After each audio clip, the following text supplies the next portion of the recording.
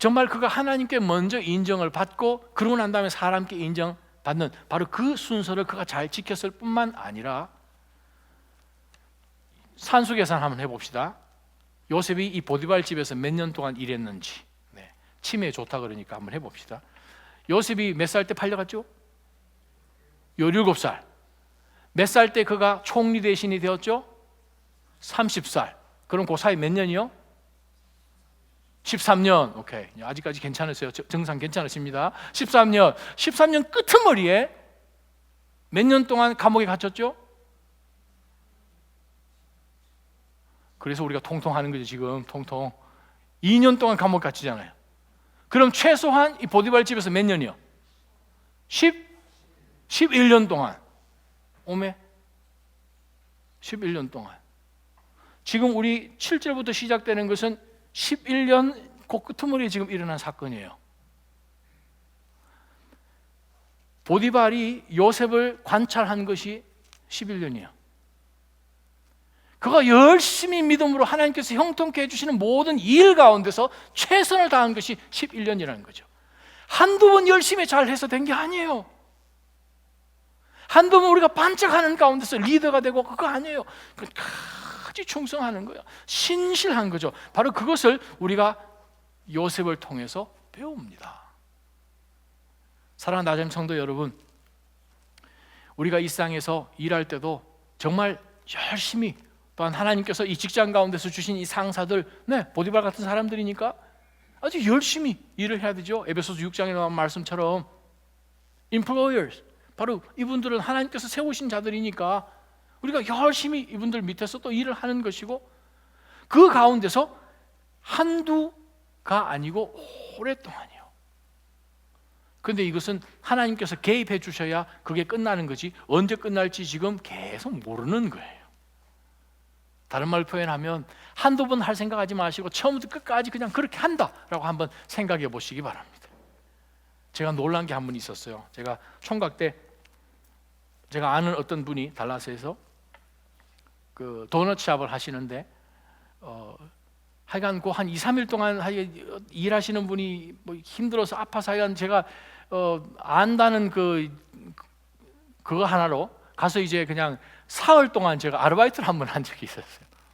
근데 거기 뭐 도넛도 팔고 머핀도 팔고 하는데 놀랬어요. 어제 팔은 머핀을 케이스에 넣어가지고 냉장고에 넣었다가 꺼내서 그 다음날 팔더라고요. 그 다음날 파는데 오늘 한 것이라고 얘기를 하면서 팔더라고요. 충격받았어요. 충격받았어요. 요셉이 그랬을까? 요셉은 안 그랬을 것 같아요. 신실했다는 거죠. 우리가 어떻게 이게 가능한가? 우리가 지금까지 알고 배우고 한 하나님의 말씀들이 정말 내 삶 가운데서 손과 발로 이게 내려오지 않으면, 우리 삶 가운데서 이게 분리가 되면 가능합니다. 정말 우리 신앙은 성전 안에서 찬양하고 예배하는 것에 있지 않고 우리의 삶의 터전 가운데서 일어나는 것이거든요. 그래요. 그것을 신학적으로 성육신이라고 그러잖아요. Incarnation. 진리는 우리 삶 가운데서 그것이 actualize 되지 않으면 아무 변화를 일으키지 못합니다. 만약에 성육신이 없다면 우리는 아직도 구원받을 수가 없어요. 예수 그리스도께서, 성자 하나님께서 하나님 좋으시다 하는 그것만 가지고 우리를 구원하실 수가 없는 거죠.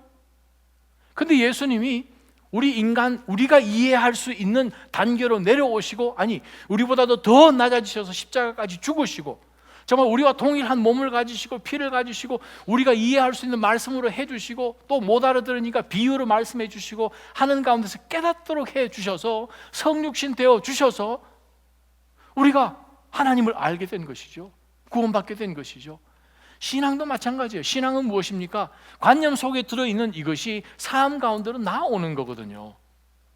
요셉, 그는 그냥 단순하게 바르게 살아야지라는 그것이 아니라 삶 가운데서 그는 자기 주인이 봤을 때에 지금까지 본 적도 없는 행동을 이 요셉이란 종이 하는 것을 주인이 봤다는 거죠. 처음에는 신기해서 봤겠죠. 그러나 1년이 지나고 2년이 지나는 가운데서 보니까 이 요셉을 통해서 이상한 일들이 일어난다는 거예요. 저는 여러분들을 통해서 이상한 일들이 일어나기를 축원합니다. 주변에 있는 사람들이 희한하네, 우리 인간이 보면 이건 절대 안 되는 일인데 희한하게 저 사람만 가면 일이 돼. 그 요셉에게 임했던 형통의 복이 여러분에게 있기를 원합니다. 그거는요, 하나님이 함께 하셔서 고난 한가운데 있어도 하나님의 역사는 일어납니다. 바로 그것이 요셉에게 일어난 일이에요. 저는 이 말씀이 여러분 삶 가운데서 정말 인카네이트 되기를 원합니다. 성육신 돼야 되는 거죠. 우리가 알고 있는 이 말씀의 여러 진리들이, 프리셉트들이 그냥 진리로만 남아있으면 어떤 것도 변화를 주지 않죠. 하나님께서 요셉에게 꿈을 주셨어요. 그것도 2번이나 주셨어요. 생생하게. 형들이 얘기한다고 형들이 바뀌었습니까? 근데 하나님께서 요셉을 통하여서 이집트에서 만들어내고 그 삶이 삶 가운데 흘러나와서 그 사람이 만들어지고 난 다음에 그 형들을 왔을 때 만져보고 직접 만나보고 하니까 이 형들이 확 바뀌는 것을 우리가 보죠. 그래요, 우리 삶 가운데 말씀이 우리 삶 가운데서 정말 형상을 가지고 우리를 통하여서 드러나기를 주님의 이름으로 축원합니다. 마지막 3번째 말씀이에요. 7절부터 보겠습니다. 6절 하반절에 보니까 요셉은 외모가 아름답고 얼굴이 잘생긴 사람이었습니다. 잘생겼어요. 항상 보면 성경에 잘생긴 사람들이 많이 나와요. 그건 뭐 다윗도 잘생겼고 솔로몬도 여러분, 잘생긴 것은 하나님이 보실 때 잘생긴 것이지 사람들이 볼 때 잘생긴 건 아닌 것을 아시죠? 아멘. 하나님 여러분 보시면 너무 좋아서 스가랴 말씀 등등 춤을 추십니다. 그렇게 여러분 잘생기셨어요. 그래서 교회가 이 조명 이렇게 밝게 해둘 필요가 없는 거가, 여러분 계시면 환하시니까 성경책 다 보이시잖아요. 할렐루야. 네. 7절부터 보겠습니다. 얼마 후 주인의 아내가 요셉에게 눈짓을 하며 말했습니다. 나와 같이 자자. 오이, 지금 젊었어요. 거의 이제 11년 끝부분 되니까 이제 20대 후반이죠. 지금 20대 후반. 지금 노예는 소유물이죠. 그냥 물건이죠. 물건일 뿐더러 이거 뭐 주인의 뭐 최근 근대사까지 보더라도 뭐 주인이 뭐 늘상 이 종들에 대해서 그냥 성적 놀이개로 했던 그거는 뭐 미국도 예외가 아니었잖아요. 불과 몇십 년 전까지만 하더라도. 그러한 가운데서 그것도 주인 마님이 너 이리 와 하면 네 하고 빨리 대령해야 되잖아요. 근데 우리가 신앙생활을 해보다 보면 어떠한 상황이 있습니다. 무슨 상황인가? 하나님이냐 사람이냐 양자택일 할 때가 있습니다. 이 2 사람을 다 기쁘게 해줄 수가 없는 상황이에요. 우리가 성경에 등장하는 많은 믿음의 선조들 가운데서 에녹 이야기를 잠깐 한번 들어보게 되면, 에녹은 창세기 5장에 나오고 히브리서 11장에 나오고 유다서 14절에서 15절까지 나오는데, 이 에녹은 참 그 시대에서 참 하나님께서 보시는 귀한 정말 경건한 사람이었어요.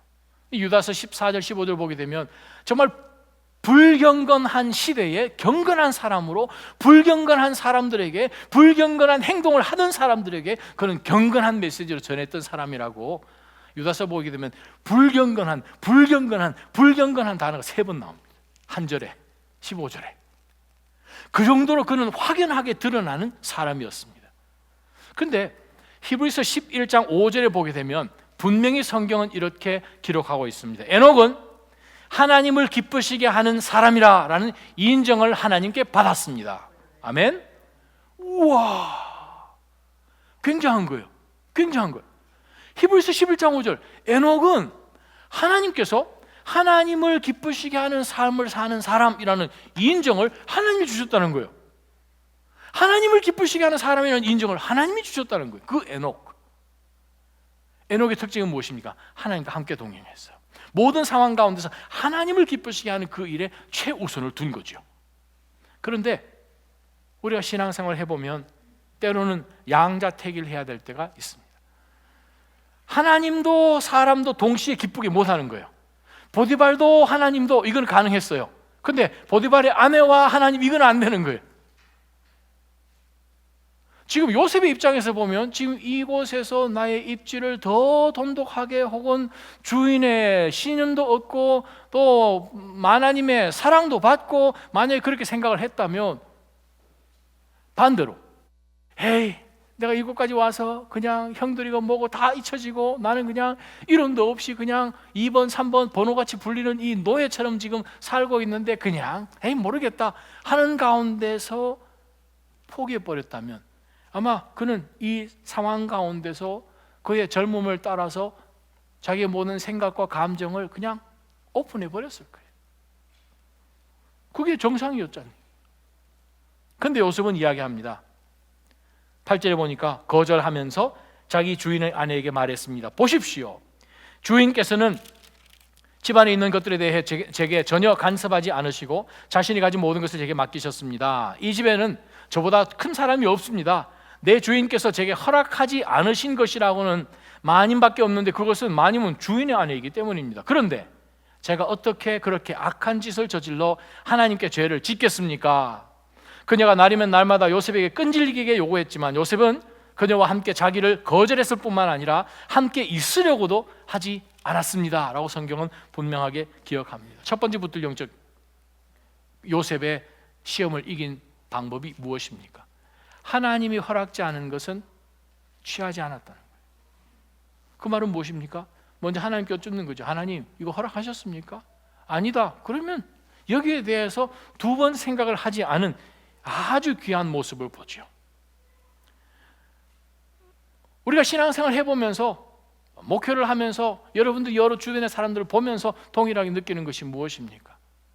정말 지금까지 가정고생하면서 정말 죽으라고 하면서 이 순간까지 왔어요. 이제 그 다음 넥스트 페이즈로 이제 상황이 바뀌어서 지금 올라가야 되는 상황인데 지금은 한 시점 가운데서 딱 사고를 쳤어요. 죄를 지었어요. 그럼 어떻게 됩니까? 와르르 다 무너지는 거예요. 다 끝나는 거예요. 그러면 지금까지는 목적이 있는 고난이었어요. 거룩한 고난이었어요. 하나님과 함께하는 가운데서 그는 분명히 하나님께서 하실 무엇이 있으시다 확신 가운데 거했던 고난인데 지금 이 자리 가운데서 모든 게 와르르 무너지면 이제 진짜 생고생 시작하는 거예요. 사랑하는 나자림 성도 여러분, 영적인 긴장의 끈을 절대 놓지 말기를 주님의 이름으로 축원합니다. 며칠 전에 신문에 났잖아요. 1927년 대한민국 육군 사관학교 졸업생 생도 3명 졸업식 하루 놔두고 3명 다 폐하. 기사 읽으셨죠? 안타까운 일이죠. 아니 몇 년 동안 그냥 땅바닥 기고 새벽같이 공부하고 뛰고 총 쏘고 훈련받고 하던 그 모든 것 정말 힘을 다해서 그들도 굉장한 리더가 되겠다고 끝까지 가서 이제 내일이면 졸업장, 내일이면 인간 만든 날인데 그냥 퇴교. 그러면 인생은 어떻게 되는 거예요? 정말 너무나 억울하지 않겠습니까? 너무나 비참하지 않겠습니까? 아니 지금 노예로 이 땅 가운데 팔려온 것도 비참한데 지금 이 상황 가운데서 일을 저질러 버려서 그때부터 하나님으로부터 벗어나 버린다면 그것은 정말 더 비참한 거거든요. 사랑하는 나자림 성도 여러분, 우리가 영적인 경계를 절대 놓쳐서는 안 된다는 거예요. 결정적인 순간에 우리가 정말 아름다운 믿음의 선택하기를 주님의 이름으로 축원합니다. 신앙생활 하면서 우리 열심히 살다가 어느 한순간에 자꾸 해보는데 일이 아닌 것 같아.